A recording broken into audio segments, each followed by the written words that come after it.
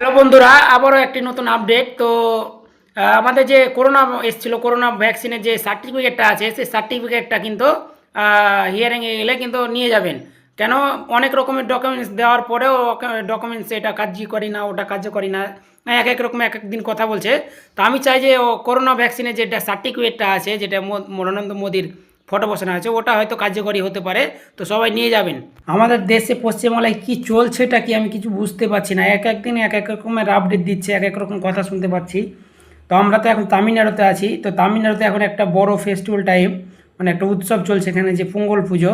এখানে পোঙ্গল পুজো চলছে। তো এখানকার লোক এখানকার আমোদ ফুর্তিতে ফুর্তি আনন্দ করছে। আর আমাদের পশ্চিমবাংলার লোক কিন্তু হ্যারাসমেন্টে ভুগছে। তো একটাই ভারতবর্ষ, এক এক জায়গায় এক এক রকম সিস্টেম।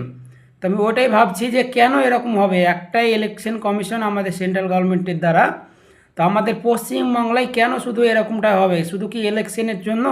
তো এখানেও তো ইলেকশন আছে সামনে আগামী দিনগুলোতে। তো এখানে কিসের জন্য কোনো বিভ্রান্ত নেই, আমাদের ওখানে কেন বিভ্রান্ত? তো বন্ধুরা, আমি বলতে চাইছি, আমরা যে করোনা এসেছিলো, করোনার টাইমে যে ভ্যাকসিন দিয়েছিলাম, সেই ভ্যাকসিনের কিন্তু আমাদের 140 কোটি ভারতবর্ষে কিন্তু করোনা সার্টিফিকেট দেওয়া হয়েছিল।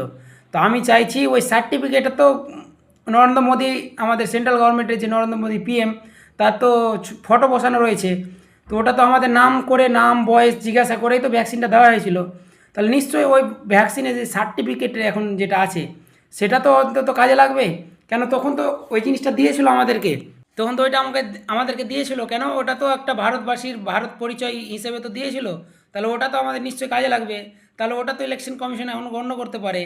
কেন? ওটা তো না করলে চলবে না। কেন? ওটা ভারতবর্ষের দেওয়া জিনিস। ওটা যেহেতু আমাদের মোদিজির ফটো লাগা আছে, তাহলে ওটা তো কোনো প্রমাণপত্রে তো কোনো ভুল হওয়ার কোনো কারণই নেই। তো আমি চাই যে আমাদের যে ভ্যাকসিনের সার্টিফিকেট আছে বন্ধুরা, তো ওইটা নিয়ে আপনারা সবাই হিয়ারিংয়ে গেলে শো করবেন। আর শো না করতে গেলে ওই যে হিয়ারিংয়ের যে অফিসার, তাকে ধরে বাইরে বসিয়ে রাখবেন। একটাই উত্তর। আর তাছাড়া কেউ না হলে হিয়ারিংয়ে যাবেন না। কি পরিচয় চাইতে চাইছে ওরা? কি পরিচয় চাই? শুধু মানুষকে বিভ্রান্ত করে দেওয়া, মানুষকে হ্যারাসমেন্ট করে দেওয়া। তো বেটি বাঁচাও বেটাকে, মানে ভারতটাকে নষ্ট করে দিচ্ছে এই ভারত সরকার।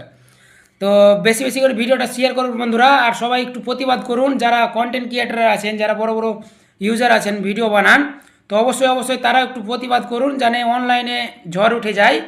আর সারা পৃথিবীর লোক যেন দেখতে পায় যে হ্যাঁ, আমাদের ভারতে এরকম চলছে।